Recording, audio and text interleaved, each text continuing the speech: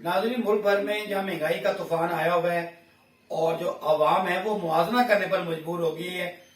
कि पाकिस्तान तहरीक इंसाफ की जो गवर्नमेंट थी जिसको हटाया गया,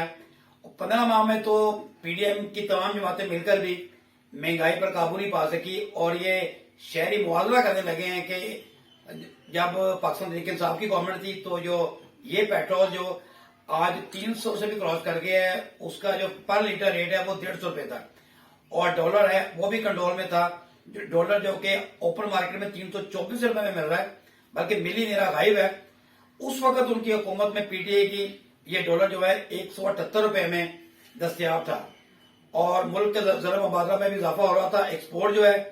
वो एक माह में जो एक्सपोर्ट थी वो 3 अरब थी, जो कि अब कम होकर 1 अरब रह गई है। इसी तरह जो शरह सूद है वो 12% थी, अब बढ़ के वो 26% भी क्रॉस कर गई है। तो शहरी ये कहने पर मजबूर हो गए हैं कि फिर क्यों उनको हटाया गया उस गवर्नमेंट को जो कि हमें रिलीफ दे रही थी, और अब कहां से जाके वो रिलीफ तलाश करें। तो नाज़रीन, महंगाई होती जा रही है और गवर्नमेंट के पास इसका कोई हल नहीं है, और साथ साथ अब ये अफवाहें भी गर्दिश करना शुरू हो गई हैं कि पाकिस्तान तहरीक इंसाफ के जो कायद हैं और उनके जो एहलिए हैं बुशरा बीबी के साथ एक डील हो रही है। और ये वो डील क्या है, इसके जो कदोखाल है वो तो कुछ देर बाद सामने आएंगे, लेकिन जरा ये इंकशाफ करना शुरू हो गए हैं कि कप्तान जो है वो 13 सितंबर को जेल से उनको रिहाई हो रही है। और इसके साथ साथ जो इसमें पाकिस्तान तहरीक इंसाफ के सदर हैं चौधरी परवेज इलाही, वो जो है वो कहना शुरू हो गए हैं उनके बारे में भी कि उनके साथ भी एक डील हो रही है।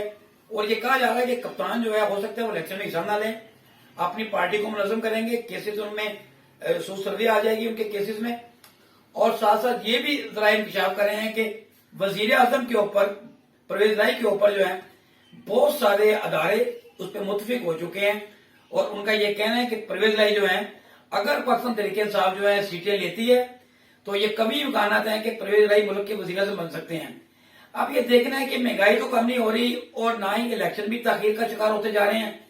हल्का बंदियां जो है उसके लिए 14 कभी दिसंबर की डेट दी गई है मुल्क में आम इलेक्शन के लिए, और फरवरी 2024 की डेट दी गई है। तो तरीके पर तरीके आ रही हैं, लेकिन जिस तरीके से महंगाई हो रही है और ये कहा जा रहा है कि ये लगता है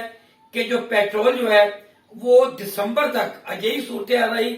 तो 1000 रुपए में 2 लीटर में मिला करेगा, यानी कि 500 रुपए पर लीटर। और जो बिजली का यूनिट है वो भी 100 रुपए तक हो सकता है। तो जब इस कदर जब बिल आएंगे तो मुझे समझ नहीं आती कि कौन से अफराद ऐसे हैं जो कि इलेक्शन में वोट कास्ट करेंगे, कौन से अफराद ऐसे हैं जो अपने बच्चों को तलीम दिला सकेंगे, कौन से अफराद ऐसे हैं जो कि किराया खर्च करके कहीं एक जगह से दूसरी जगह जा सकेंगे।